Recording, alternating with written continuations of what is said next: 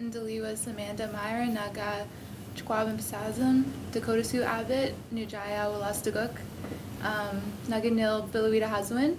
So hello everyone, my name is Amanda Myron and I'm a Dakota Sioux woman living in Wolastoqey territory, and I'm also Bilawita Hazawin, or one who promotes change in a good way towards truth at UNB. It's my deepest pleasure to have guests here to talk about, and to celebrate Mi'kmaq Treaty Day and talk about the key roles that treaties play in our lives.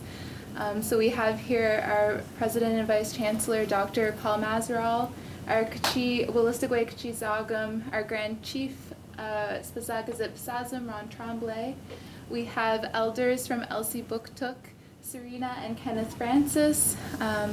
I introduce myself, and we have our new Niganatpat, Director of the NWC, Natasha Simon. We're located in beautiful, unceded and unsurrendered Wolastoqey ancestral homelands, and it's our pleasure to have these guests share their knowledge, their wisdom, and their teachings, and help us understand the spirit and intent of the peace and friendship treaties, and how we can all do a better job of upholding and honoring those treaties.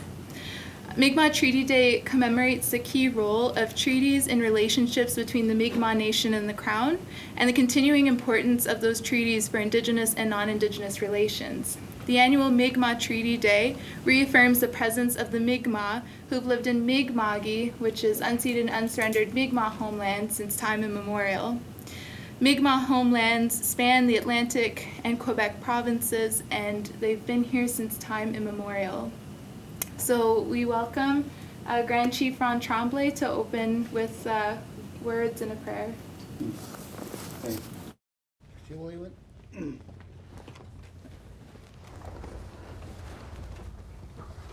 Kolaziko pa yor Wolastoqey, Mi'kma'giyik, Nikanat pa diod, Lewin chuyid Tamawe. Could we babachi mag Genzo sagwat at the bigoti did Chibanuk, Zonasnuk, Kutskiasnik Latak Westnuk, Medjabal Chkobazig yud, Najibali Gaki minen, Massinaminen, Wajokaminen, at Lusa good go walk good Macway out.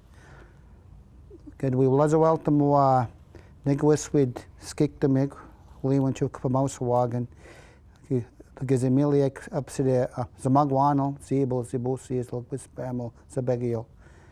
Lewin Cho Chico, Nagacho Kpizon, Nagamijawagan Edeligak, you'd skik the Mig. Chiwa Lewin Cho Diddly Walanke would say way a Caesar, Juju Cheezik, the Mass with Zip Caesar. That we babachi magna what Spumkik Aolti did Meetux we Mozigisk, Westpadau said Mosums, Ibau said Nokumus, Naga Psipus Sezamak, Majabal Gilmana Yuchkobazig, Najabaligaki mean and Massinawin and Gigihin and Yutul na Wapabio, William Winchu Negamo, Psidayud Kchitpit. Gadwina Lazawalta Mag Genzoso Gizi Manawak did Ladwa Baganan, Old Ake Baganan, Nagagizito did Natal Kti Lagada Bagano, Lage. I'll translate. I want to first and foremost thank the ancestors of our peoples, both the Mi'kmaq, the Wolastoqey, the Webenaki, the Passamaquoddy, and the Penobscot, who signed those bounding and beautiful treaties. And I ask the ancestors from each four cardinal directions to come and guide us tonight and direct us and teach us more about the spirit of this wampum. And I asked them to come and to heal us, because we carry so much a lot of times as human beings. And I thanked our great Mother Earth for all her water, her rivers, her brooks and streams, her lakes, and her and the oceans. Also, I thanked her for her forest, the trees and the food, and all the medicine that grows here. And I also thanked her for caring for all the animals, the winged ones, the swimmers, the four-leggeds, and the creepy crawlers. And I thanked her for her life and for giving us all that she gives us every day: food, medicine, and water, and the air. And I thanked up above us our great-grandfather's son and our great-great-grandmother Moon, who will be full tonight, and we have to go to honor her, and our Father Sky, and our brothers and sisters the stars. And I thanked us being here in the center with these powerful wampum belts, wapabil we call them, and may they teach us tonight. And I thank my me and my sisters and brother here, and Nika Natpad, I call him, the guy that's the head of the show here at UNB, for being here, and the staff. So I send my blessings to that, and may we sit in peace and friendship here tonight. Lehman. Oh. And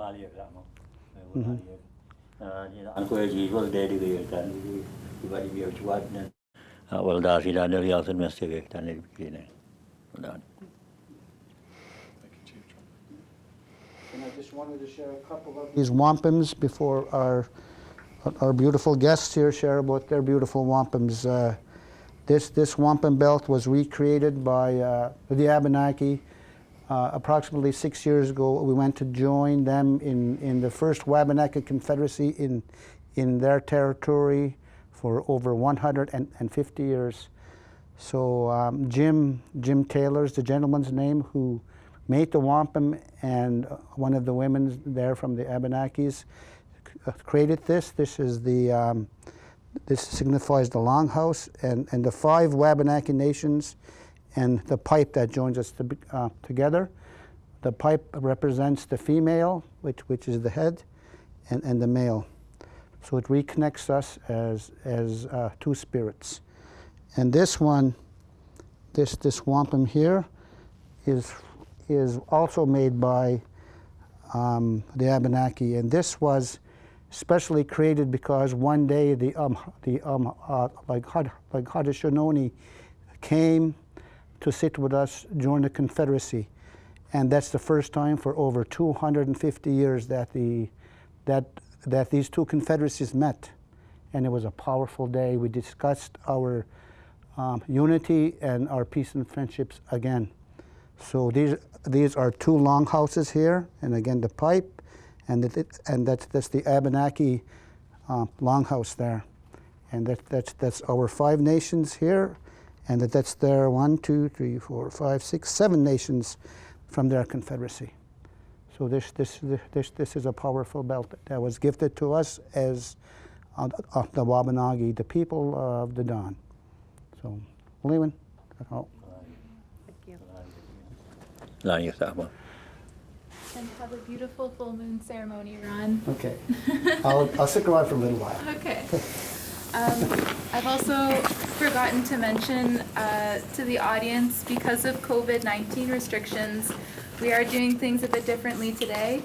Our guests who are sitting together are bubbled together, and the rest of us that aren't sitting beside the other person, we are at a safe social distance. So we are operating by public health guidelines, and yeah, we're excited to start this event. So elders Serena and Kenneth Francis, you have the floor. I will start, and I will start by introducing the belts, and then I will pass them on to my brother, who will share his wisdom with us.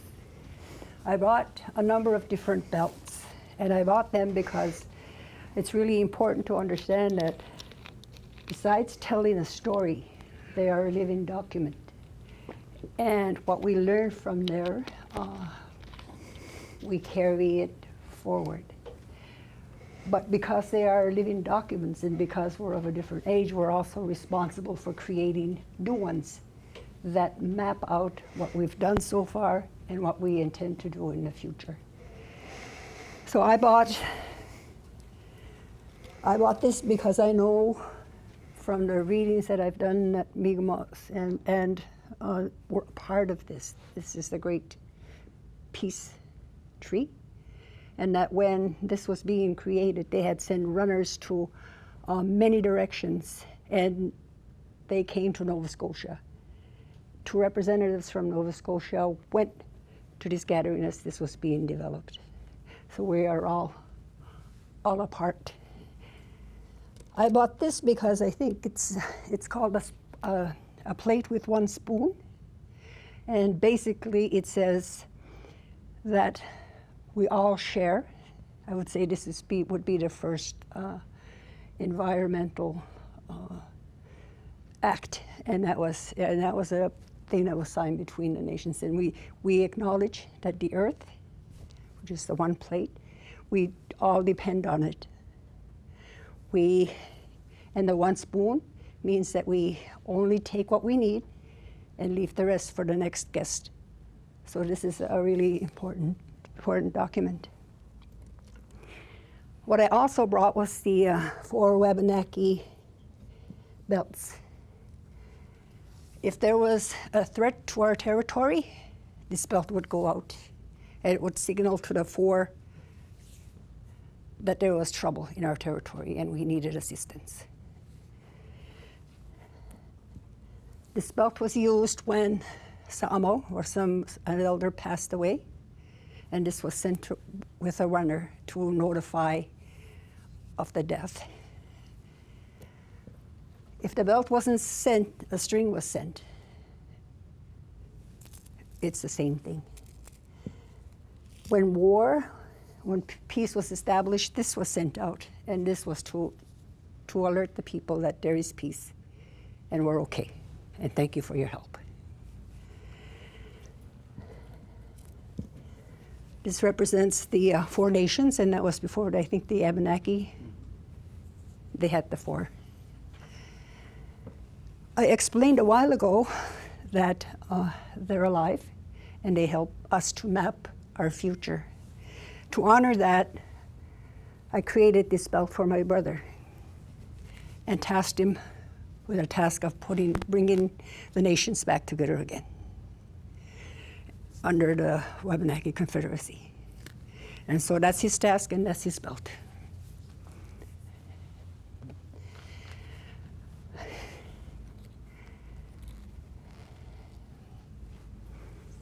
If you notice this belt, it's not done. There's more work that needs to be done. And what this symbolizes is that we are a Mi'kmaq nation. This is our district, Siganiktok. We live by, we are familiar with, and we have always had agreements with other nations. And this plate with one spoon symbolizes our relationship with each other, our relationship with the earth. I've often wondered why they say our plants are our relatives. The animals are our relatives. I was thinking about that, and somebody said, you know, I've got some documents I think you should read. It says that grandmother gave up her life for plants, and that's where the plants come from. They come from our grandmother. Grandfather gave up his life so that animals can live.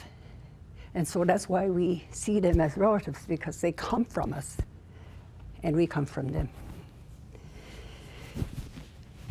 Treaties. We signed treaties, a covenant chain of treaties. We signed them from our ancestors. We did it for our future generations. After treaties were signed, there were 4 periods, and some people call it treaty making, treaty denial, treaty litigations and treaty recognition and treaty litigations. But I also acknowledge that there were some really dark periods. There's the residential school where our children were stolen. There was loss of land, and the language and the culture. But in spite of that, we remembered the treaties and we pushed forward. So on the 9th, 2016, we launched the title. We said, this is our land, this is our territory, we've never given it up, and we're taking it back. Since then, we have managed to sign a memorandum of understanding with the government, but we're still moving forward. There's still a lot. The outcome is still unknown, but we work forward to achieving that. Thank you. Guduskum sabut.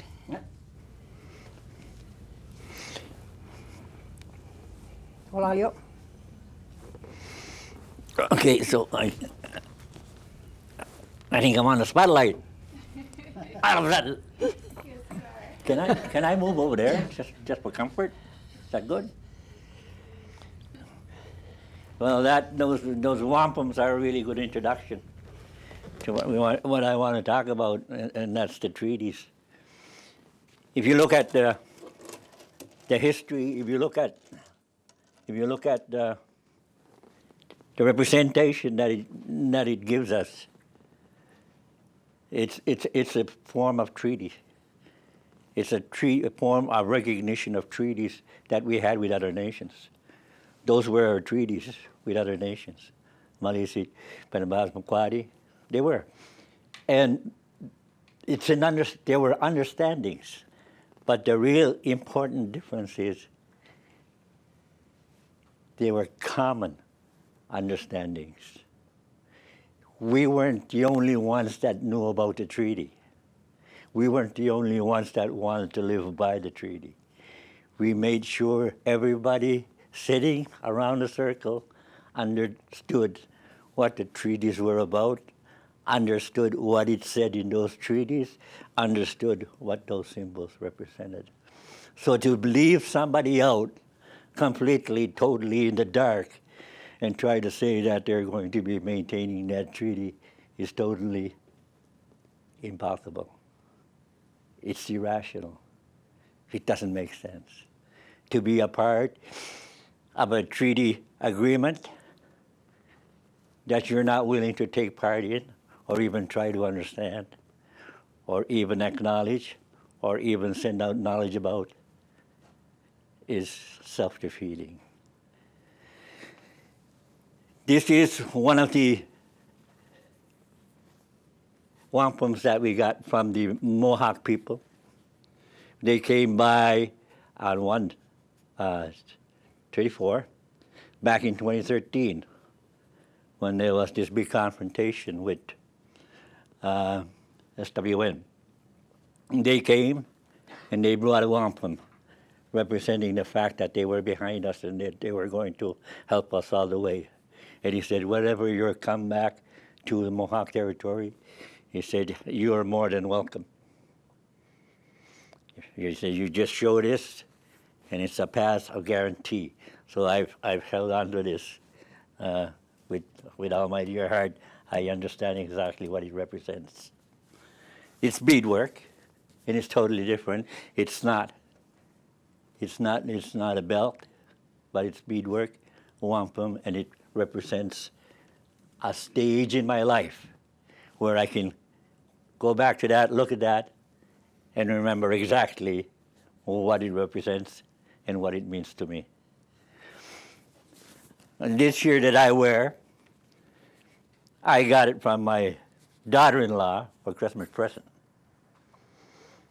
I looked it up when she was trying to sell it. I looked it up and I seen what she was asking for. And that drives it close to my heart. But the real reason why it's really close to my heart is I was really involved in the creation of the name going back to from Big Cove to Ulzibuktuk. And I was very, very involved in the creation and introduction of the Ulzibuktuk flag in our reserve. So when I look at this to me reminds me of all the work that I did back when I was a counselor in 2005, 2006. I remember every single sun ray here, how I explained it, how it was explained to me. The 7 districts from our creation. You see the 7 sun rays. You see the 7 districts of our territory. And all the different colors represent land, man, water, creation, and different people. And the sun coming up represents the land of the morning people, Webenaki. If you say it a little bit different,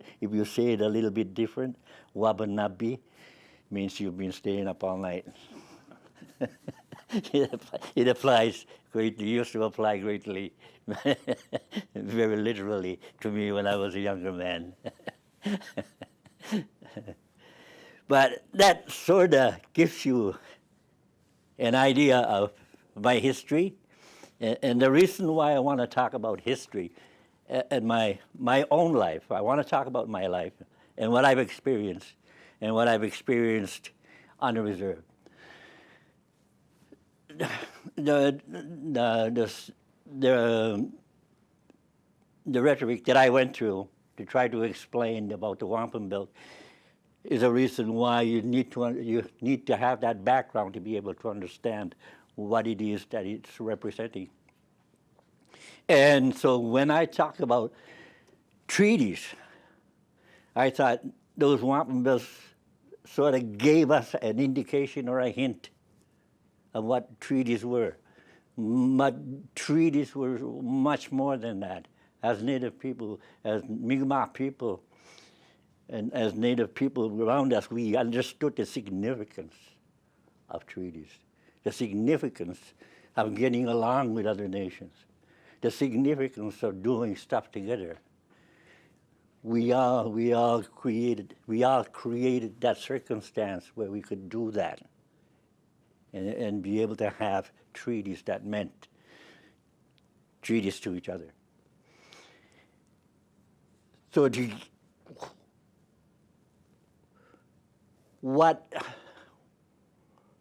when you have people that are truly embedded and culturated in that, you can see that when another group of people come along, in your mind, you've always worked this in your histories. This is how you dealt with people, with different nations. This is how you got along with other people. You sat down and you talked about what it is that you wanted to do, what it is that you understand of each other, what it is that you try to get from other people so that life continues on harmoniously, so that there is no strife, no conflict.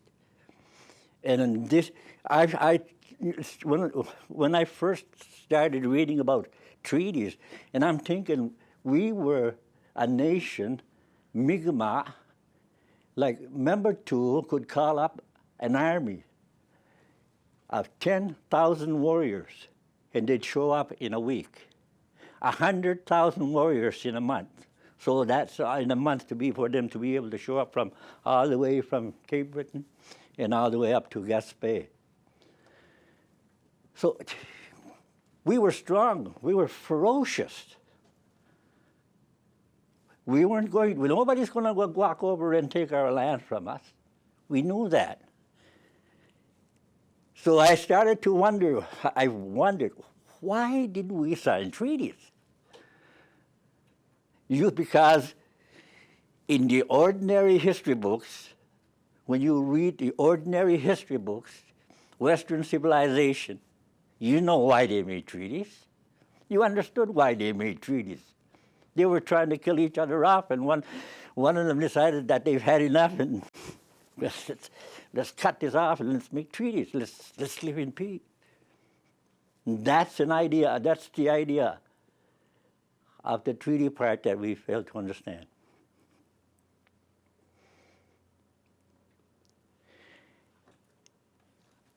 I grew up in Ozibuktuk. I studied the language from my parents. I studied life. I knew life that was transmitted to me through the use of language. Just language itself. Nobody ever sat me down to teach me about the environment. I appreciated it right away simply because of the words that I use when I communicate. My mom used to tell us stories at night. Also, they communicated how people got along. I was never, for me, because of the residential threat, the recruitment that used to happen in the summertime for residential schools, that these RCMP and Indian agents would be going around trying to collect them. My dad used to hide us out on the dunes.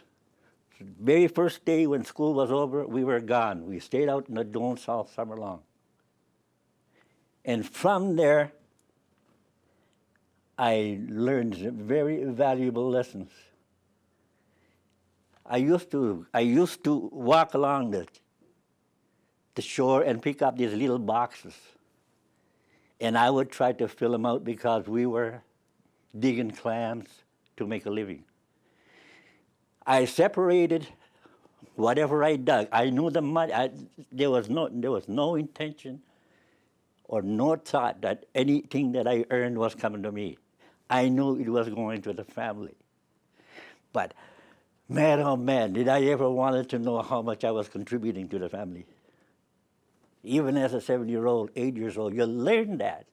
You're taught that. You've learned it through the language. I remember the first rabbit I caught. I ran 2 miles. By the time I got home, I was out of breath. I couldn't even tell my mom I had caught a rabbit.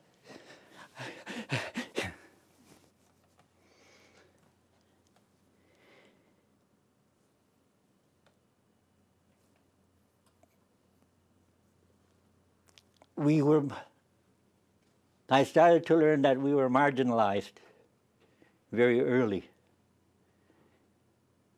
It just seems that anything that we did wasn't working out, wasn't given the proper, the value that it had. And that kind of hurt. That started to hurt. Stuff like that started to hurt. And then you start to understand that things are different. Colonization is different. I start to recognize myself that I was not colonized. These things start to roll over, and then you start to realize that, man, our nation is on the brink of even being legalized or legislated out of existence. That's how far things have moved along. And so with that big confrontation in 2013, I realized that the gas is going to be there forever. And I realized that we had to organize.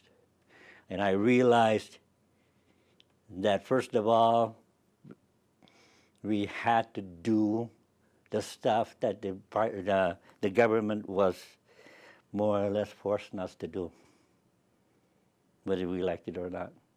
Consultation was on the table. Whether we participated in that didn't matter. So we have to start organizing. We have to start fighting back, and we have to start making ourselves be understood. One of the moments that I remember, I was talking to one of my friends from St. John. He'd become a lawyer. And it was at the time when we wanted to change the name from Big Cove to Ozibuktu. And we had done that. And I remember our first meeting with DFO. And we standing around just before the meeting, and he says, "Oh yeah, Big Cove. Oh yeah, you changed your name to Ozibuktu." I said, "Yeah." I said, "Why is that?" I said, "Well, we didn't change it from Big Cove to Ozibuktu. It was always Ozibuktu. You just call it properly the way it should be called." And I said, for instance, the Rishabaktu River isn't supposed to be a Rishabaktu River, it's Ozibuktu River. The Rishabaktu is a mispronunciation of Ozibuktu. Oh, he said, "Oh yeah, that's right. You guys can't say the R." I go, "Oh, no. It's you guys that can't say the L." And I was telling that to my friend lawyer. And he grinned, and he went up to me, and he grabbed my hand, and he said, "Kenneth," what? He said, "You have arrived." He said, you are no longer taking these marginalizations. You are no longer being miscalled, and then, yeah, okay, that's fine. He said, you have arrived. And that guy gave me so much confidence that I figured, if we can do that, why don't we move even further ahead? This might have nothing to do with the treaties yet, but you will make the connection when I give you my position on treaties. So Gobi Lodge started doing consultation. The first one went okay. When we spelled out the terms of what a consultation constitutes, everybody stopped showing up. So he wanted to do consultation. Now we wanted to do consultation, but nobody's showing up at the table. And the projects were still moving ahead.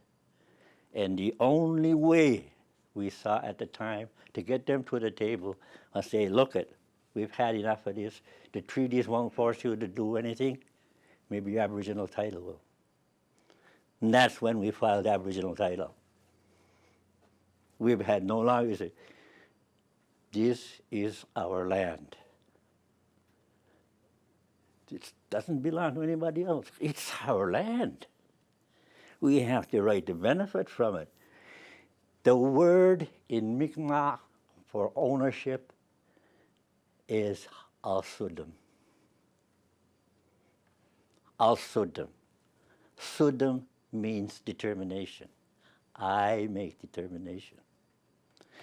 So when you take, when I want to go back to this thing about treaties again. When you talk about land ownership, we pictured our ownership of land as belonging to the people. No one person can own the land. It belongs to the people. So we have a piece of land that's like this that everybody owns. But my family can go to this river and stay there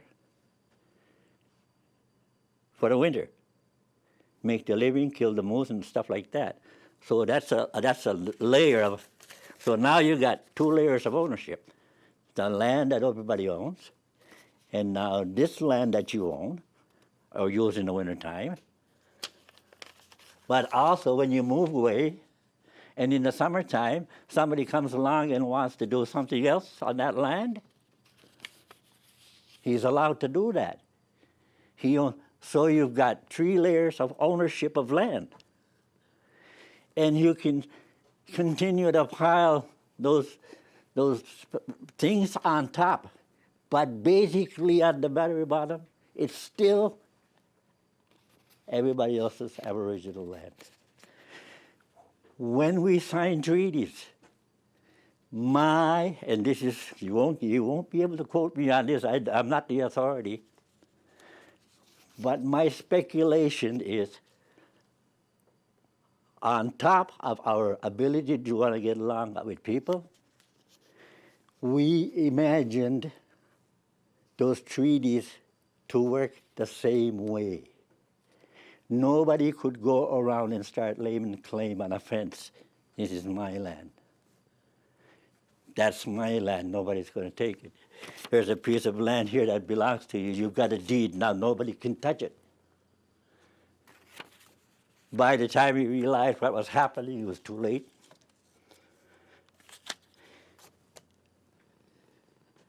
That's why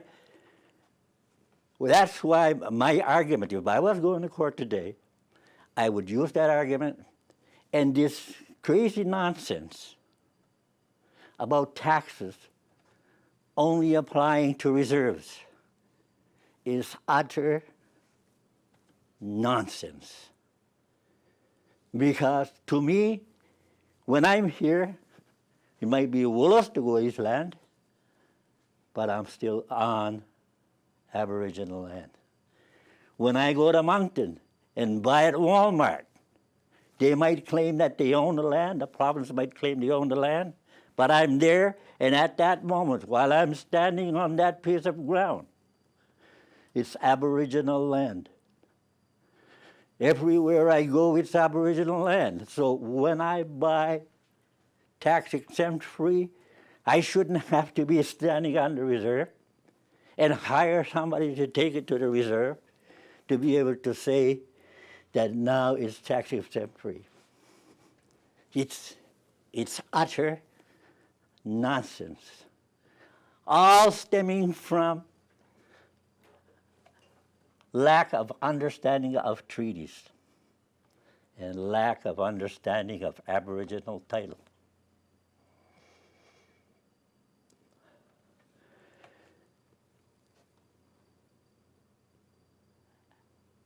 Treaties by themselves, I believe, are weak. They made us weak. They gave us limitations. We gave away justice, authority over our justice system. We gave away our understanding of what those treaties are. We allowed other people to make interpretations of what we intended as original people on these treaties. We allow a foreign nation to look at the interpretation of, oh, this is what it means. That's you guys would be doing this from now on. That's not what we intended for ourselves. And we were the original originators of the treaties. But we allowed that interpretation to go to somebody else, and that somebody else took advantage of it.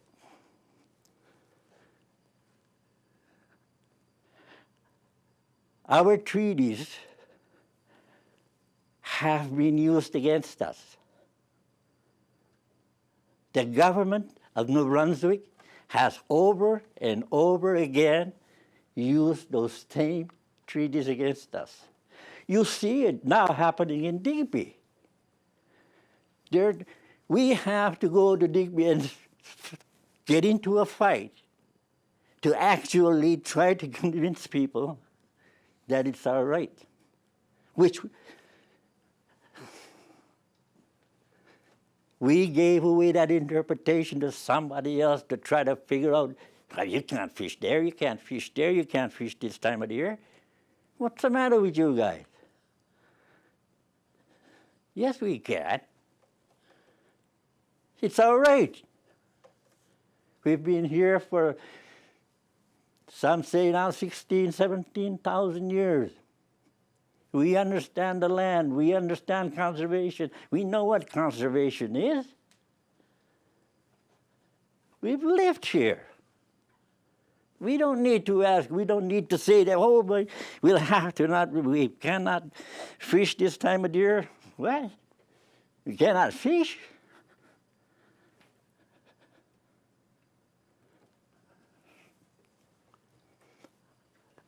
treaties, to me, are exactly the same place as reserves. They're both restrictive.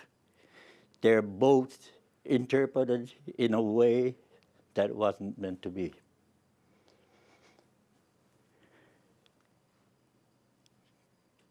Treaties limit us in a whole bunch of ways. Treaties limited stuff we were able to do on our own without anybody else's interference. We could go out and hunt moose. We could go out and do stuff. It was our way of life. That way of life was God-given. It was Creator-given. We had no right to sign it away. We had no right to limit ourselves to these few times that we were able to get out and hunt a moose. We gave up all these moose, and people get angry because we take one. We gave up all that lobster, and people get angry because we wanted 2 lobsters.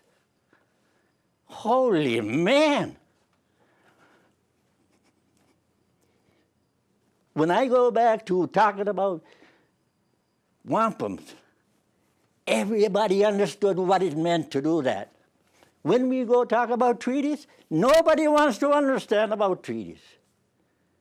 Nobody, all they want to understand is limit, limit, limit. Those Aboriginal people are not entitled to that. But we are.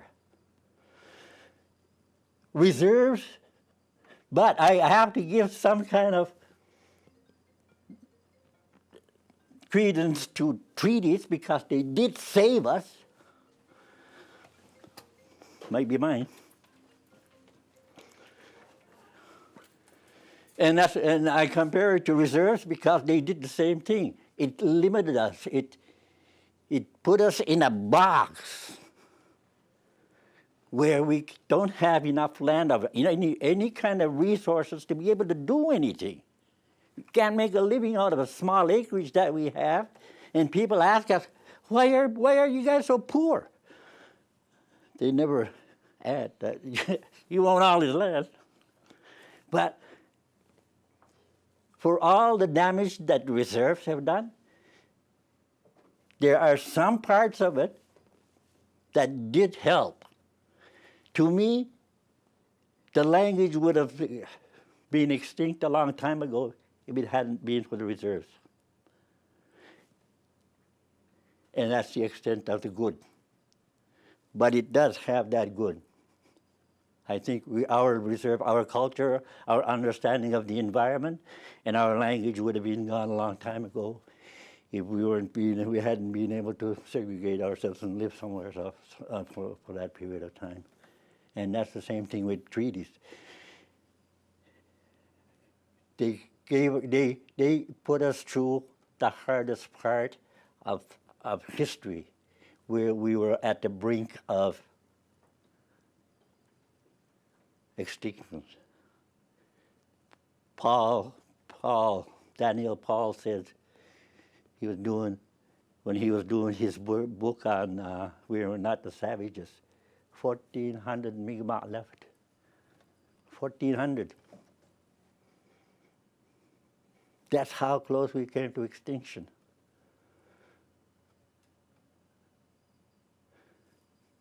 But I believe that treaties did help in that. They were helpful in the sense that people could put up with us. They're all pretty well, they're okay with that. But treaties, going back to what Bill, my friend, said, you have arrived. To go with large in the work that we do, I think it is time to recognize these deficiencies. It is time to start saying, okay, treaties, if you do not understand treaties, we'll explain to you Aboriginal title. That's much better. That's easier to understand. Aboriginal title, it's all ours. If you guys want to live here, you may go ahead and live here. If you don't like it, get out. But it all comes down to how much credence do you give to your so-called rules of law? Do they apply when the bad things are going bad, or do they just apply when you apply it to Aboriginal people? So that's my interpretation of the treaties. That's how I see the treaties. And that's why I do the work that I do at Gobi Lodge, trying to promote understanding. And if understanding isn't there, then I take one further ahead. Let's go all the way to Aboriginal title if need be. And I'm starting to see that District 7. I saw Gary Metallic's letter exposing that they are looking at declaring Aboriginal title. And Symbolic is coming right along. I think we might be able to say soon we have arrived. Thank you very much. Do you have any questions? Yes, and I think that in the conversations that revolve around reconciliation, we have to remember that truth comes before reconciliation, and that some of these conversations are difficult to have. And I just want to say right now and acknowledge that my heart and mind is with the people in Zabeg and Agadik.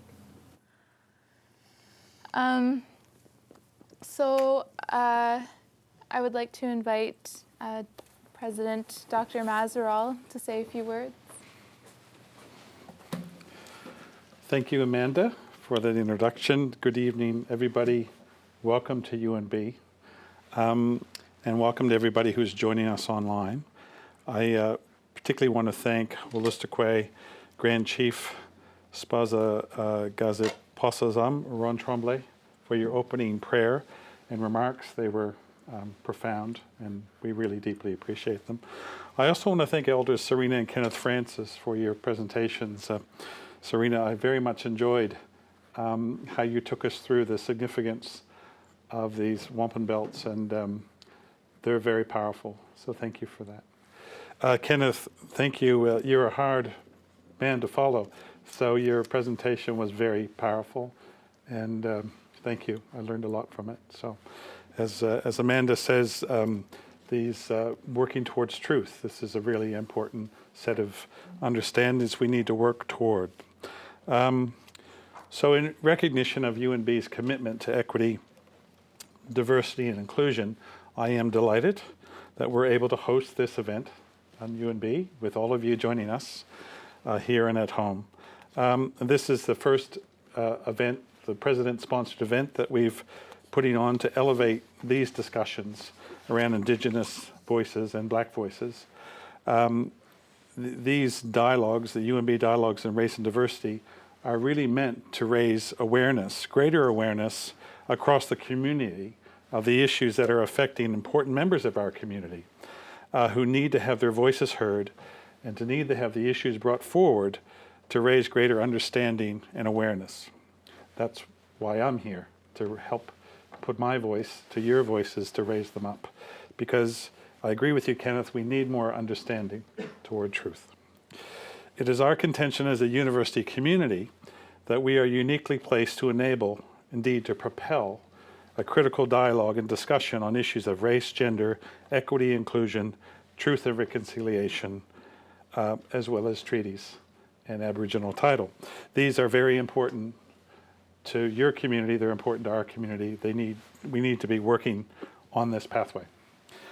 This speaker series, which has been created in collaboration with our Office of Human Rights and Positive Environment, as well as our Bilawida Hausawan, Amanda Myron, is an example of how we're trying to come together to learn and to grow together. Throughout this year, we will be holding a series of events similar to this one to illuminate and inform the UNB community of the issues which are affecting Black, Indigenous, people of color, and other equity groups. So why is this important to UNB? Why is an event like this so important? And why are we committed to working with you on this path? As many of you probably are aware, the word university is derived from the Latin term universitas magistrorum a scholarium, which roughly means a community of teachers and scholars. And I see the chance to exchange with you this evening is a chance to share information and to learn from each other and to learn from you as teachers and scholars. As a university community, we are committed. We have committed ourselves to work toward a better future, indeed a better normal. As a university community, we have made an important decision to support actions and initiatives in support of equity, diversity, and inclusion, as well as truth and reconciliation. This means that we are committed to a suite of activities and events to raise awareness, to foster a greater understanding, to create more opportunities for First Nations students, faculty, and staff, and to implement changes to our university and to make it a more inclusive, informed, and welcoming institution. This is very important work, but it takes time, and I've said to Amanda previously that at UNB we are on a cultural walk toward greater awareness and change into the future. As an institution, we are changing, but we are committed to changing, which is an essential first step. The decision we made earlier this year to remove the name Ludlow from our UNB Law Building was an important decision accepted by our Board of Governors and consistent with our commitments to build a better, more inclusive future. Our interest in supporting this speaker series reflects our values and our commitments with our new strategic vision statement, UNB Toward 2030. But this series and these discussions are also very timely in light of the number of the significant events which are occurring across our community, which were referred to just a few moments ago. Each week we are reminded of the challenges we face across North America, internationally, as well as closer to home. Recent news reports have highlighted significant acts of violence, inequity, human rights violations, abuses affecting members of Black and Indigenous communities. Activists such as those behind Black Lives Matter movement and the National Inquiry into Missing and Murdered Indigenous Women and Girls have been putting in a great deal of work for a number of years. But more work needs to be done. Tragic events over the past year, indeed the past weeks and months, in New Brunswick and Nova Scotia involving disputes over fishing rights, as well as deaths in police custody, illustrate the important work that is still left undone and the important work that is required together to build bridges of understanding and awareness. Tonight's event is particularly special for the UNB community as we're focusing on Mi'kmaq Treaty Day. Mi'kmaq Treaty Day commemorates the key role of treaties in relationship to Mi'kmaq Nation and the Crown, and the continuing importance of these treaties, and indeed the challenge for us to build stronger levels of understanding and awareness of why they matter and how we need to work through them and beyond them.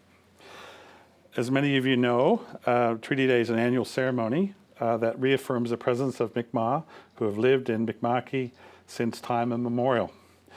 In our new strategic vision statement, UNB Toward 2030, we have identified and indeed committed to a process of reconciliation. A number of our clear actions will flow from this vision in the months ahead as we recognize the need to build a bridge, the bridge of educational attainment gap within one generation as previously identified in the National Truth and Reconciliation Commission. So we at UNB in our strategic vision are committed to this journey to raise our bar, raise our standards to make a difference. In addition to our strategic vision previously, UNB had developed a Truth and Reconciliation Action Plan in 2018. This plan, as many of you might be aware, was developed in consultation with key members of our community, including UNB's Mi'kmaq Wolastoqey Center. The plan identified a series of short and long-term priorities for rightful recognition of Indigenous peoples and cultures on UNB campuses. Through this plan, our goal was and has been focused on increasing the presence and visibility of Indigenous leadership, knowledge, and culture across our campuses at UNB. One example has been achieving this goal through our Webenaki Bachelor of Education, which is a very unique educational program we're very proud of. It's delivered to Webenaki communities through the involvement of elders and other knowledge keepers using land-based and place-based pedagogy, as well as current online learning technologies. Programs such as these are inspired by Buluwita Hazawin Wazawagon, which is a Wolastoqey word that was gifted to us by Elder Imelda Purley, Ubla Soma Wes Imelda Purdy. This means allowing your thinking to change so that action will follow in a good way toward truth, and considering and sharing other worldviews, histories, and practices. And I think that is one of the powerful themes that we're talking about through this discussion tonight, trying to work together toward a pathway towards truth. At UNB, our commitment is to move beyond reconciliation toward reconciliation. It is through our commitments that we will realize our actions to build a stronger university community that is engaged and informed by members of the Indigenous community. For UNB, this means building bridges between communities, providing educational opportunities for all, and offering platforms for Indigenous students, faculty, and staff as we commit to walking this cultural path together. Thank you for your time.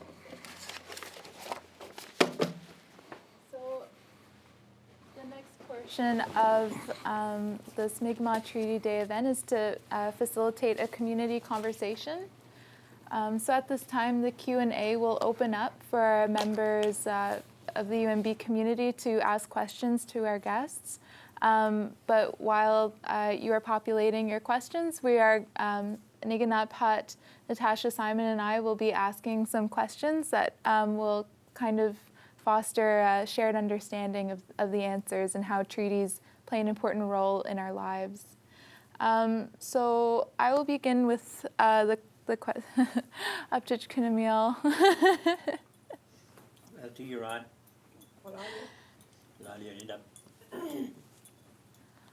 So we've heard the phrase often that we are all treaty people. And this might seem like a simple question, but what does it mean to be a treaty person? For me, I mean, just going back to what I was saying before, and going back to even the wampums that I was talking about before, to have a treaty, you have to have everybody involved in the process. You have to have all the people that you are in treaty with should be in a treaty. You understand what your role is. You need to understand what it is that you agree to, and therefore, come to a reasonable friendship and understanding of what it is that you are. The very first, when I was growing up, my parents never mentioned anything about treaty. They were always mostly talking about land, and they used to say that this land is always they've never strayed from it. It's Aboriginal land. They used to call it Indian land, and I remember back in, I must have been 6 or 7, maybe 51, maybe 51, 52. I remember my parents talking about this land, Indian land. And they had, I don't know if I dreamt it, I don't know if I misunderstood it, but I remember them talking about why, my brother asking my dad, why is it that they have changed the name of Indian land to Crown land? And my dad answered the question this way. He said, they've changed the name, they're going to change it again so that people will eventually forget where it comes from. So you can try to follow the name down. But treaties, I believe, were meant in the sense that the new people that were arriving needed to be accommodated in a world where different people needed to be accommodated. It's an understanding that there's a view that the Creator made this world, and the Aboriginal view is that the bears and the animals and the trees have as much right to survive in this world as other human beings. And so the treaties, I believe, as I said, were to allow entrance into the use of the land. But our treaties should have specified how that land should have been used. Asudum, like I say, asudum means I determine how it's going to be used. I make determination on it, and I've always been fascinated in terms of that part of it. Serena, What do they mean? what does it mean to be a treaty person? Well, when you talk about the original intent, and the original intent was to live peacefully, to share what is bountiful in our territory, and that for me was the original intent of the treaties. But what ended up happening is that as we walked together as cousins, we were losing a lot more than what we were gaining. So the treaties, as my brother stated, started to limit our rights to the land. So the intent somehow got lost. And so that's my belief on what the treaties are meant for and how they eventually turned out. We often fight the same arguments over and over again. When we're asserting our rights, the argument goes back. Then yes, we do win a bit, but eventually it gets eroded again. So it's not working as well as it was intended, not from my perspective. That's where I am. Dr. Mazarel, what does it mean to be a treaty person? It's a big question. It's an important question. I think it means committing to responsibility, committing to awareness, committing to respect, committing to authenticity. I'm somebody who's been out of Canada for 30 years. So, and I reflect upon my time at this university in the 1980s, and I'm not aware we would be having this conversation. So, despite the challenges that remain, there has been some progress.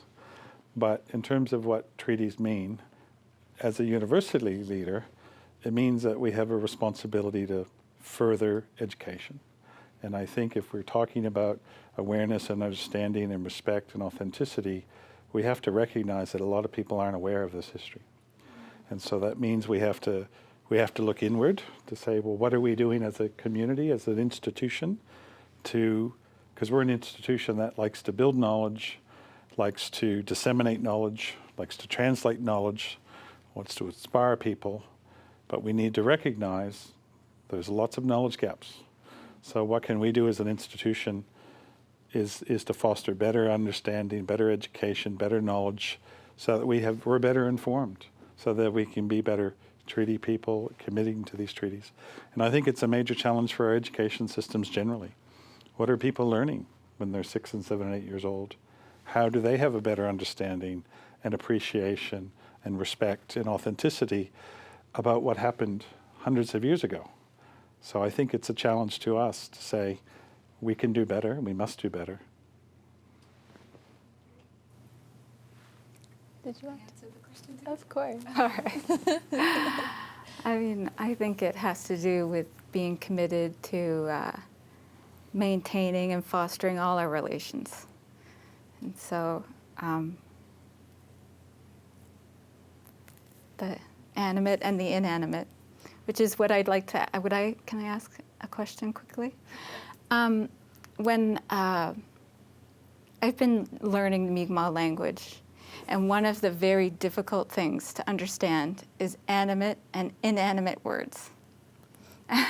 But one of the things that I thought I began to understand is that when you're in relation to something, that it becomes animate. So a thing that would normally be just an object can become alive when you're in relation to it. So with land, if land is something that is alive, and we're in relation to it, I'm wondering how we can then understand, like you talked about it a little bit, ownership, possession, ceding land, having authority over land. How would we have good relationships with land, you know, if we're talking about it in that way as being alive? Yeah, and that is one of the most perplexing arguments that have dominated Mi'kmaq language, because I will try to explain it from my experiences. Like, for instance, an apple tree which grows on your own lot, just going back to the deeds and the property ownership and like that. You're just for trying to explain a situation. Your own lot, an apple tree grows there, and in Mi'kmaq concept, you do not own that apple tree. You cannot own an apple tree. You cannot own a cherry tree, simply because it's alive, because it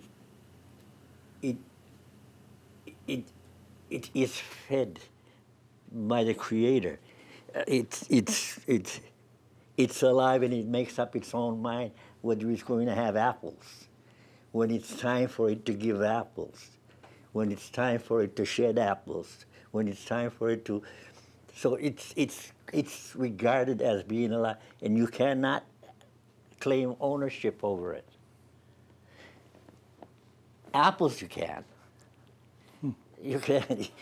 It's your apple. There's that dichotomy, which I don't know if it's because it ends. It's finally arrived to its final destination and can be used for whatever cost that it was made to be used for, and that's to be eaten. When you apply that concept to land, then that land in Mi'kmaq concept, you cannot own a piece of land simply because it's alive, okay? Within your own group, but as a group, which this land produced as an apple, that you are being the people, as the apple has a connection and ties to the tree, the people have that ownership and tie to the land.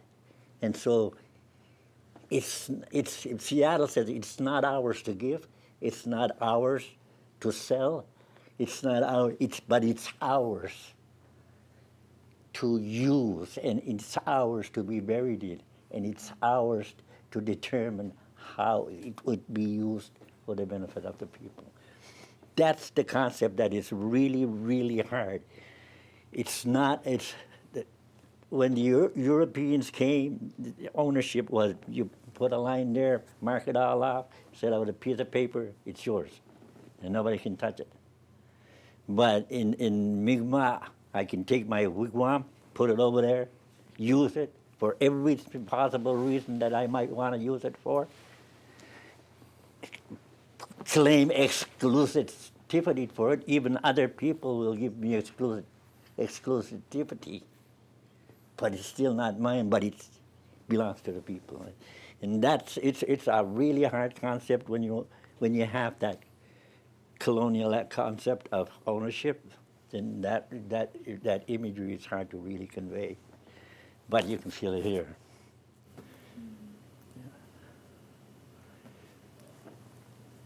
I hope that answers your question a It little does. bit. It really does. Sometimes you can kind of, like, I'm not a speaker of the language, but you can see where concepts are difficult or impossible to translate in English. Yeah. Serena. Mi'kmaq is a beautiful language. It's very much alive. It sings. It is a powerful tool. It gives you understanding of who you are, where you come from, and where you're going. And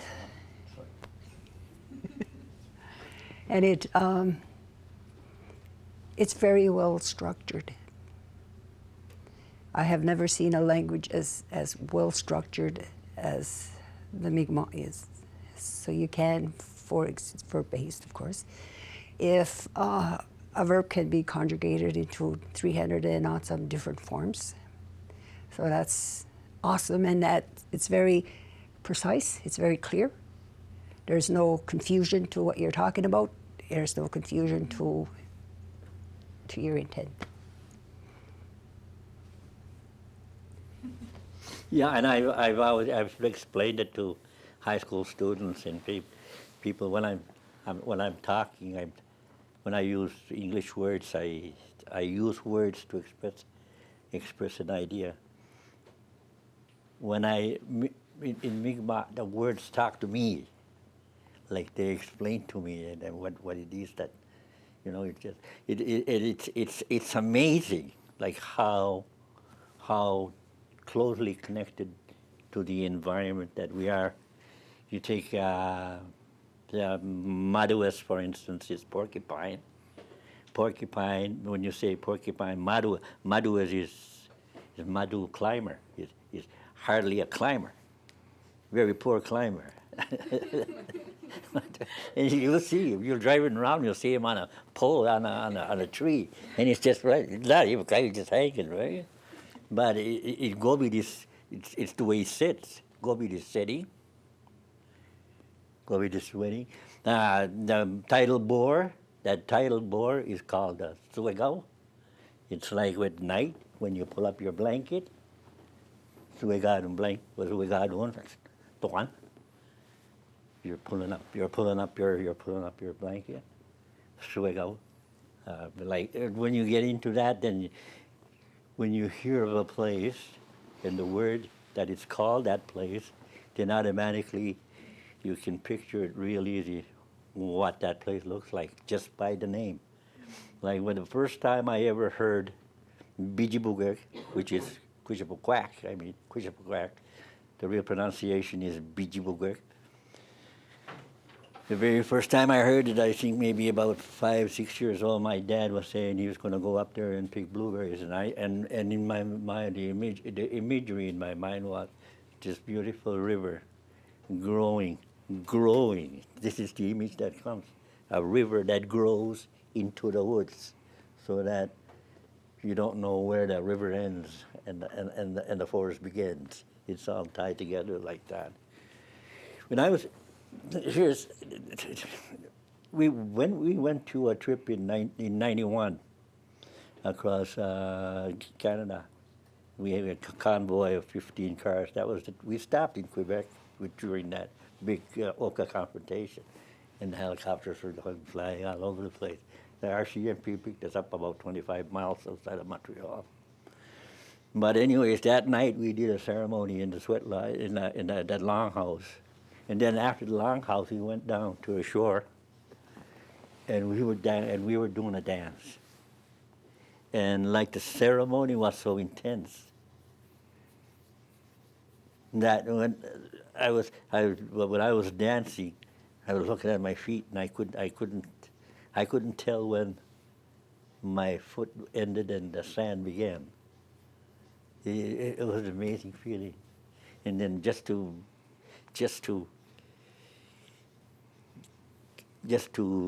amplify that feeling more, I sort of danced over to the water, and I stuck one of my feet in the water. And it's probably one of the things I'll never forget in my entire life. But that's the concept that intrigues you when you talk about words.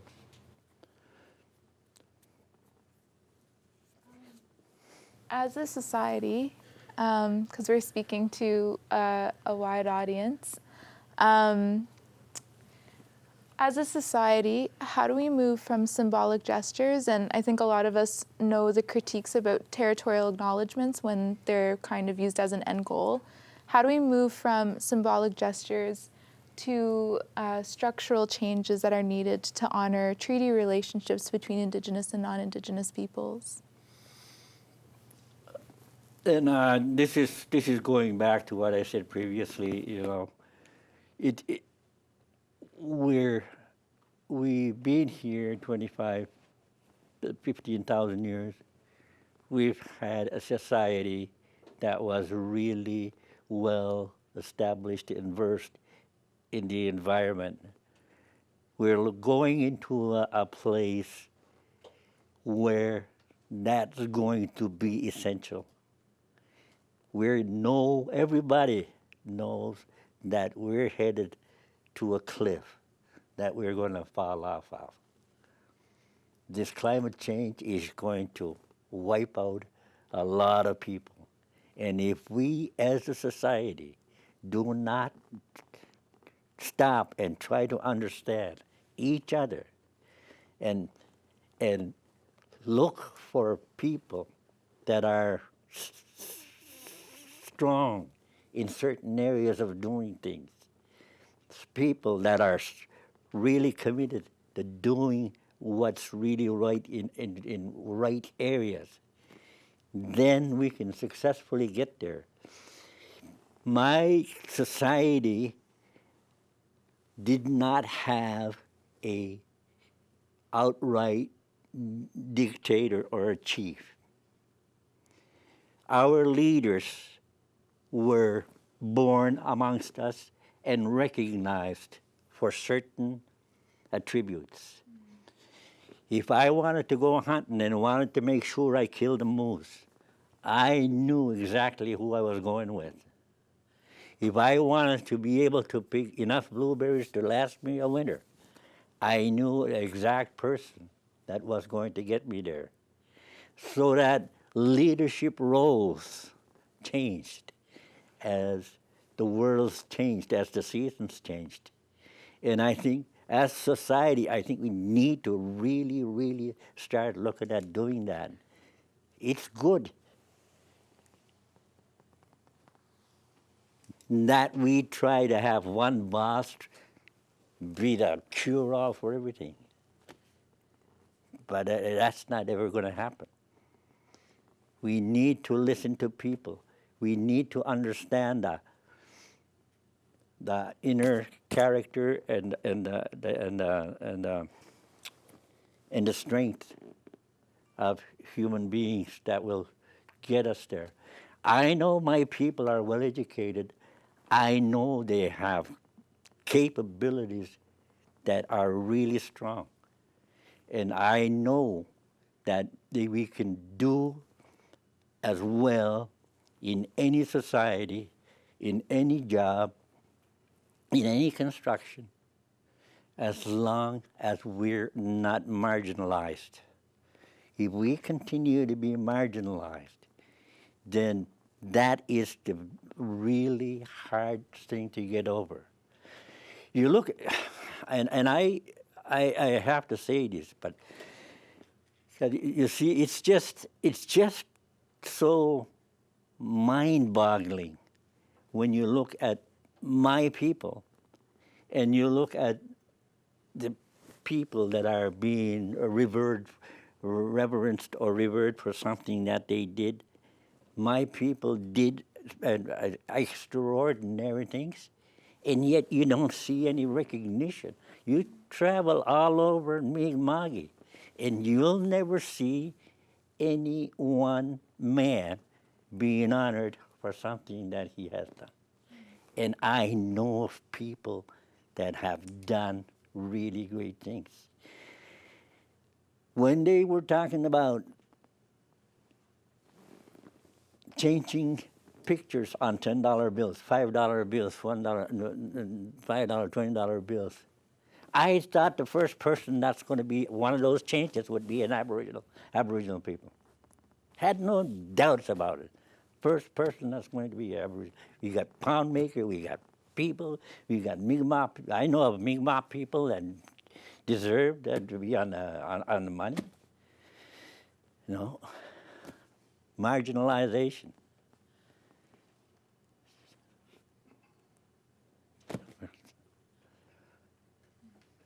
But we need to be recognized for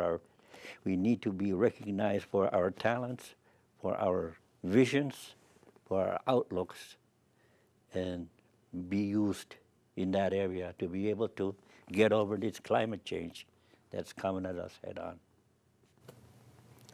Well, Alan, Serena, same question. How do we as a society move from symbolic changes to structural changes in ways that honor the spirit and intent of the treaties? The biggest shift has to come from the heart.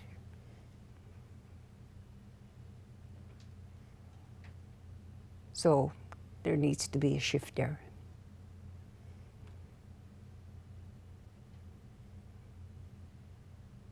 And you know what I mean. I'm going to let that resonate with the audience. Paul? That's how come we work. That is the only way we'll be able to work together and make some meaningful change. I agree. I think there's a great need for action.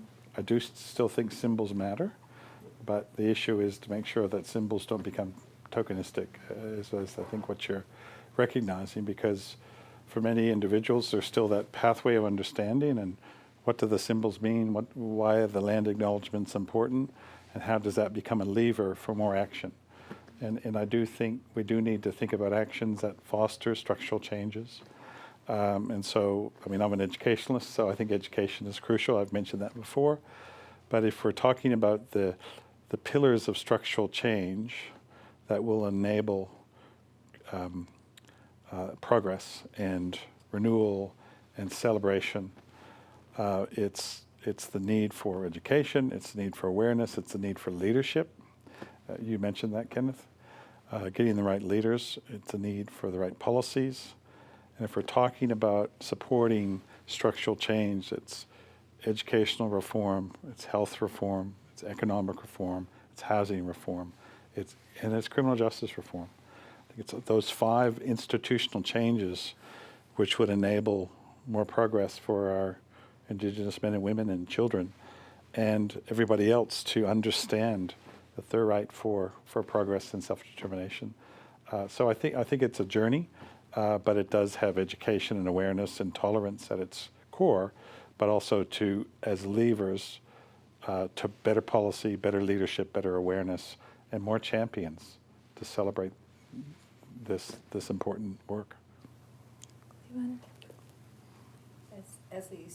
I just want to add one more thing. As a student, as education counselor at UNB, one of the things that as a student we decided, well, maybe what we need to do, because we were experiencing a lot of discrimination, a lot of marginalization, and then we thought, okay, we'll educate. We will sponsor powwows. We'll have guest speakers coming in, and we will give people the opportunity to experience our world. But we found that over years and years and years, it would be the people that showed up would be people that have that already understand this. So yes, we do need education, but education by itself, without the willingness, without the heart, is a lot of hard work. It is, and I Yeah. think you're talking about the issue of an echo chamber, that you're talking to the people who are already wanting to learn. Yes. And the issue is that we need to look at, in an educational sense, starting earlier, but also Yes. getting across the disciplines of a university to the lawyers, to the engineers, the computer scientists, about why this is important for their professions and their own understanding. So, but I agree with you, education is part of it, but it's not all of it. Yeah. So, thank you. Well, I think that we need to have access to our land and resources. I think we need to be able to make our own decisions. And we need to be given the opportunity to make our own mistakes. Because right now we're just living through the mistakes of others. And I think we should be able to make our own mistakes and figure our way out through the. Yeah, I know. I have some questions from the community. So the first one is from Spencer Isaac. I'm not going to try and read that, but his question is for the panel. How can we move beyond symbolic advocacy for Indigenous rights? What sort of investments are we putting forward to move past land acknowledgements and work side by side in all decision-making in Webenaki territory? He did introduce himself, but I can't read Mi'kmaq.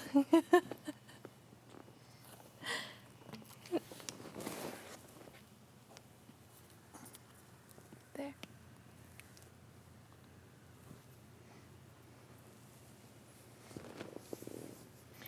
Did we Spencer Leia Willis to go?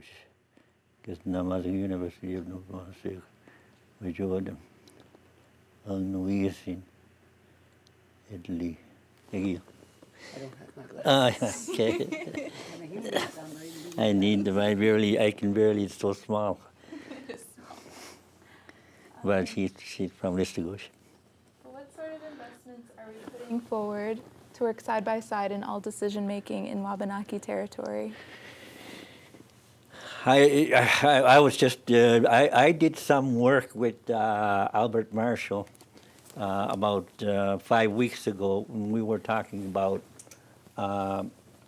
Eduaptigemk. Eduaptigemk is parallel, like Edugobiek one with Nigerian Edugobiek. Eduaptigen is like seeing parallel both sides. And we talked about a lot of stuff, and we got, after we got talking, we sort of found ourselves to be on the same plane. We were starting to talk, also we were looking at trying to speak to Gary Metallic from Listagosh, and we're trying to get something that we understand all exactly where we are going with what we are doing. At Gobi Lodge, we've been having meetings now since 2013. I think we formed around 2014. We have meetings every Monday night, and we discuss issues. We invite people to come in to listen to where we're going, where we want to get to, and our vision. We have a vision that we state. We have a mandate. We have a manifesto. We'd like to get that out to as many people as possible. We want to be inclusive. In our manifesto, that is what we are saying. We want to be inclusive, so that we want to speak to, we want to speak to Mount Allison. We want to speak to our allies. We want to speak to anybody that really wants to learn about or try to educate themselves in the goings on in New Brunswick with the three different ethnic people that are living here. Our motto is inclusiveness. We try to include everybody, and we try to work with everybody. And right that so that decisions will be understood, visions will be understood, objectives will be understood, and actions will be understood. That is what we want, and we'd like to be able to do this dialogue at every place and every chance that we get. We're formative with Peace and Friendship Alliance that meets with, but of course those meetings have died away with the COVID-19. We are very close ties with Nebraska. That's No Boundaries Against Shale Gas. There's 29 or 30 groups there that we always try to bring forth what we're doing and what we're trying to accomplish. I've spoken to all the Wolastoqey chiefs in terms of what we are doing on Aboriginal title. We've spoken to all the MTI chiefs in what we've done in terms of what we're trying to do with Aboriginal title. We've tried to include them. We've tried to get them to help us, or in that case, for us to try to help them.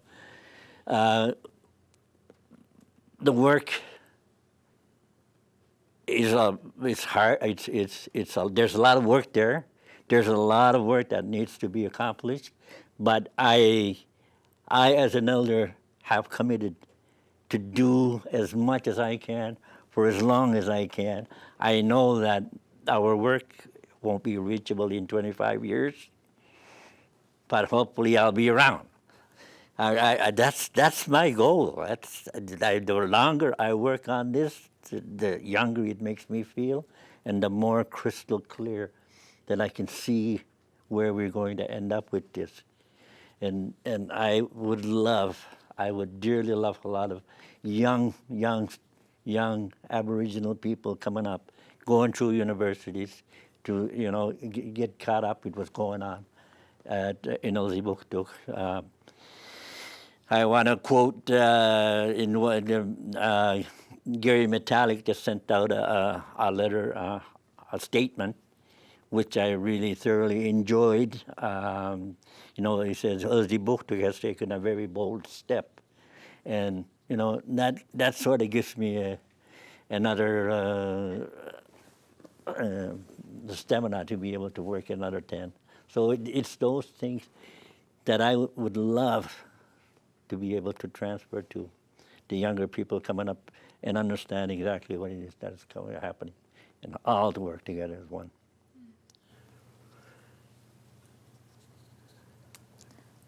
Serena or Paul? We, if you're interested in what we're doing at Kubit Lodge, we do have a web page, and it's kubit.org, and it has all the stuff that Kenneth has mentioned. We try to keep updated. Community meetings have been really difficult because of COVID-19. But we our goal is to be able to inform, invite, work with as many people as possible from all, my brother has mentioned, from all different cultures. It's work, but it gets done. So I think the question was, what kind of investments can be put in place to drive some structural changes? And I think if you look around the world, which is often makes sense to look around the world to see who's done it well and who's not done it well, I think the New Zealand model is something that's worth examining in terms of the Treaty of Waitangi between the Maori people and the Westerners. And in that model, I'm not an expert on that model, but there's political reform, there's legislative reform, there's legal reform that enables major investments and structurally supports representation amongst Maoris in leadership groups, be it political, be it the Deputy Prime Minister. I think Winston Peters is a Maori leader. Every university, if you're talking about organizational change, and I know some people on this call are from organizations, and they're saying, how do we as an organization walk a better cultural walk to respect Indigenous people in treaties? And many of these organizations have leadership roles. Now, we're fortunate at UNB that we have committed through investments to the importance of these leadership roles.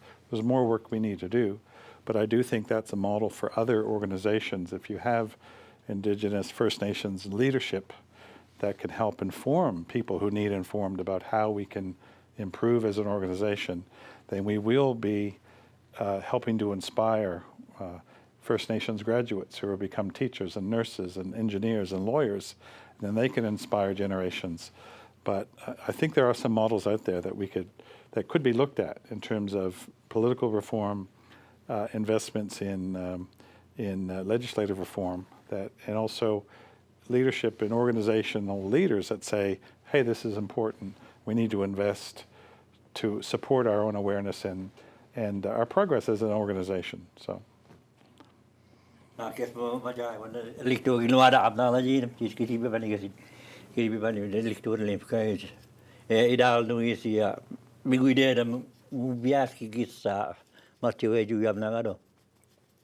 Mbap kidaya la muy gina muksi ba gabal no yeso tinen el kinawari with ni nucha del mi bagasan biskora ekte wad ma wol no no isin hakam ni ko yushid ma wali wa gal no isin el luad ma ginono sna mo kan mi aij du al khilas no mi anno yesi shwan maskaro lo ya gaidona wal gudi wal gina ko idai Genek wa idai ka me genek no da al dane no but no wala ali ko chidai sta da bi bani ga sin mo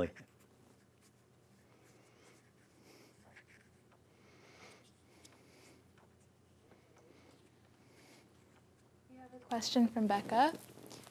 She says that on the topic of education, does UNB have a plan to incorporate treaty rights and Indigenous knowledge throughout all departments? That's a question for me. President of a university affords you many opportunities and privileges, but developing academic curriculum is not one of them, because that rests with the academics and the academic senates. And so I know that there have been some really important discussions around taking forward opportunities for building Indigenous knowledges of language and history and culture, and I'm sure there's people that are looking seriously at advancing greater understanding around treaty rights, but it's really for our academic leaders to drive that agenda. And going back to the question that you answered before about, what do you understand about treaty people? We understand our treaties. We understand the treaties that we sign. But I don't think it's up to Indigenous people to teach the other party of the treaty rights. I think it's incumbent on the other party to try to learn what's in those agreements, in those treaties. It speaks to the importance of having that treaty education available for everyone across all levels of education and starting early up through university. Do you have any reflections? Well, I kind of have another question. I was just thinking when you were talking about limits and terms, and you knew that I was going to ask you about this when you said that about taking away our systems of justice and that we were giving them up. Yeah. Okay, so I'm just thinking of my grandfather, Andale Francis. I know he was. And I had heard that when he'd see the ranger, what are they called? The wardens. Yes, when he'd see them go on the water, he'd get very upset and start swearing, grab his gun and run down to the shore because nobody was going to touch his nets. Do you think of that as like an oral understanding of the treaty? My dad did the same thing. I remember him. We were going out. We had to set up a net, a salmon net, and just as he was done, you know, there's one salmon. There was a lot of salmon back then. They was just got done with the tree and with what they call a seven, and the salmon kind of got cut, and the wardens were coming in. There were just wardens coming in, and he went and he had like no panic, like. He was like as cool as a cucumber. That's all I can say about him. I was sitting in the back and I was watching him. He takes it out, and just about then the wardens arrived, right? He takes it out and he's holding it in his hand. He said, "You're gonna take that? You're gonna drop that back in the water, Joe?" "No, I was trying to catch this. It doesn't make sense to throw it back in the water." And he puts it down, and then the commitment that the guys were not going to have that salmon was so sincere that he said, "Okay, are you going to take your net off tonight?" "No, I don't know. I need 24 salmon. I need to have them all salted, and I need to have them all done. Before too long, as soon as I get to 24, I'll take the nets off. I have to be able to feed my family for the winter." And there was an extended family of, there was three families living in one house. There's Jacob, Mike, my oldest, second, and they were, holy man, the house was crowded. But anyway, that's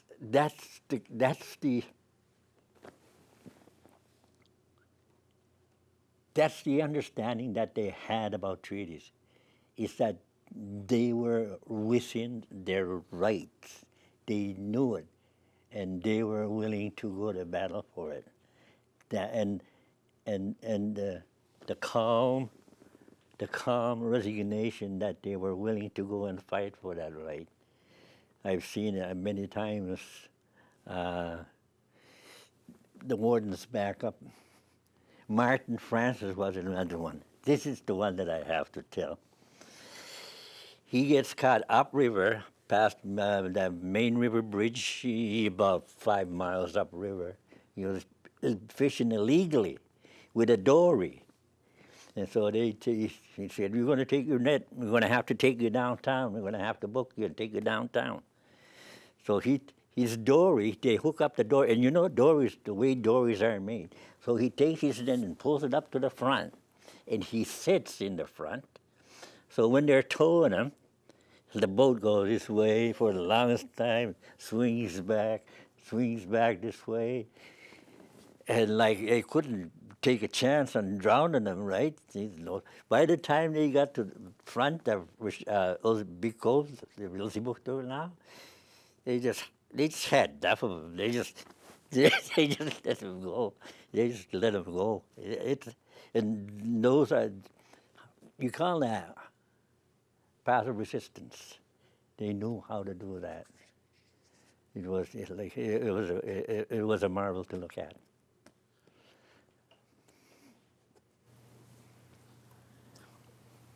That was your question? That was my question. Because we're running out of time, I think we have time for one more question. So this one comes from Jason.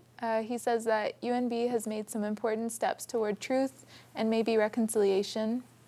To the Indigenous members of the panel, what does the university need to do next? And how can we ensure accountability for those things to be done? That's your question. Yeah, it sounded like. No, it's a question, I think. It was for the Indigenous folks. Okay, could you repeat that? So tell me what to do. The Indigenous members of the panel, what does our university need to do next? And how can we ensure accountability for those things to be done? I think one of the very important things that's happening now is that the dialogue is opening. I do remember that when I was attending higher university, it was like really hard to get anybody to listen to the concerns that were happening. But now dialogue is opening. I've done this, and I've done it at the Sackville, and people are really starting to understand that these things have to be done in a very timely manner and very soon. There's a lot of goodwill out there. There is a lot of Indigenous people that are still elders and well qualified to be able to, point the way to get there. And we are starting to have confidence in the trauma that was caused to our people is so deep, the colonization, that it's the distrust, the lack of confidence that we had amongst ourselves it's devastating when you think about it. But I see leaders coming up. I see people that are really starting to look at getting things done. And I, when you talk about reconciliation, it's, the real reconciliation can only start when all the wrongs have been finally recognized and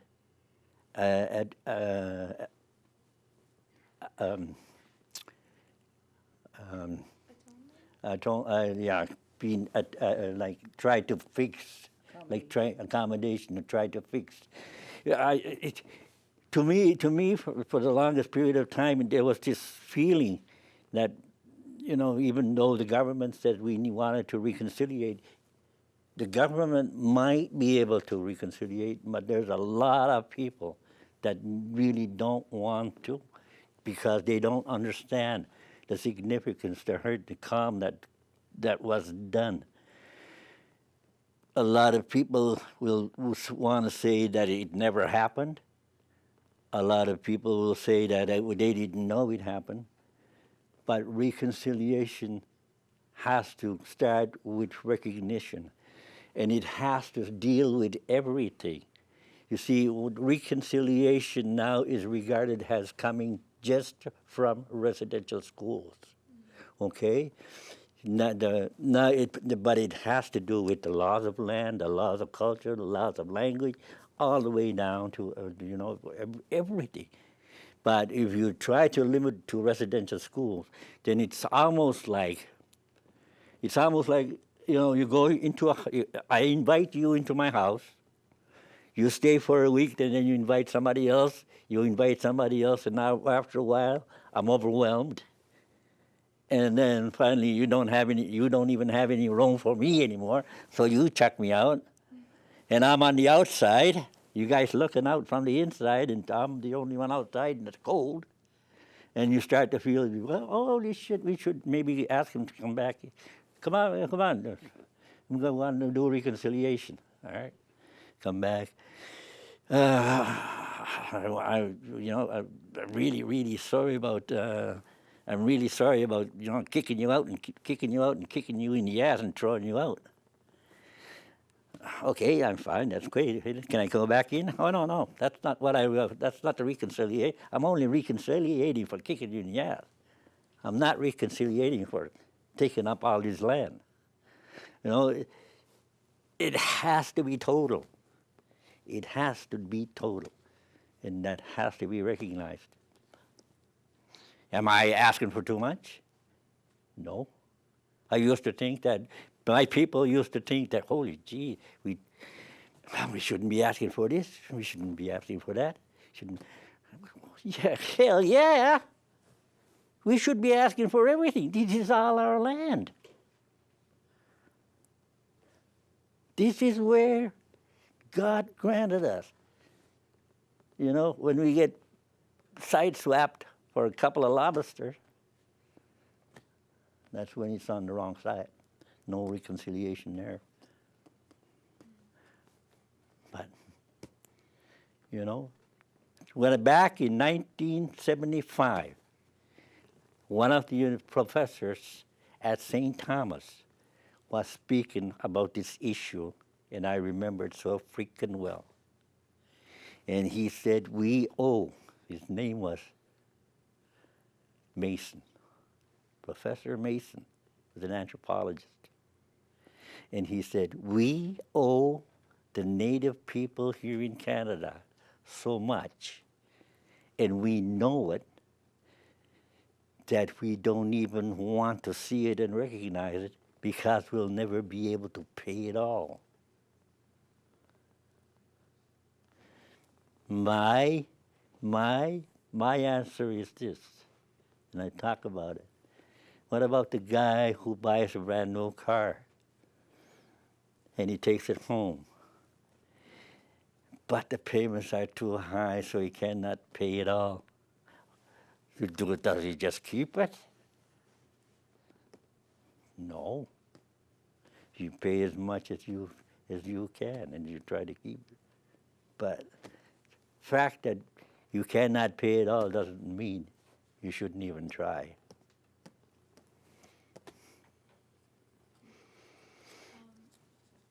Will Allen, for your answer. I would like to respond as well. And I know that this isn't going to address the specificity of the question, but I want to take into consideration the teaching that was shared about needing a change in heart. For so long, and beginning with the inception of colonization of the land that is currently known as Canada, Indigenous people have been framed as the Indian problem. And this is a concept that I teach in all of my courses.